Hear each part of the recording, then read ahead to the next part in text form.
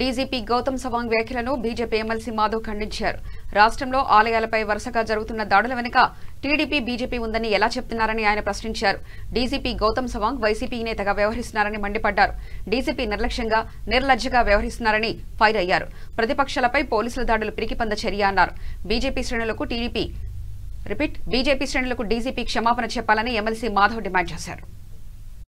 ఈ రోజుల తర్వాత ఆయన ఒక పత్రికా విలేకరుల సమావేశం పెట్టి స్వయంగా వైకాపా అధికార ప్రతినిధిగా వ్యవహరించాడని చెప్పి మాకు అనుమానం కలుగుతుంది.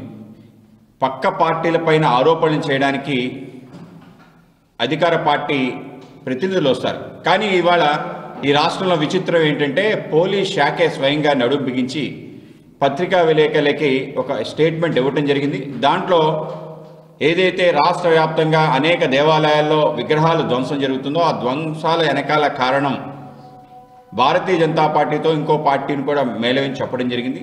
మిగతా పార్టీని గురించి కానీ భారతీయ జనతా పార్టీ సంబంధించి ప్రధానంగా 4 పైన ఆరోపణ చేయడం జరిగింది.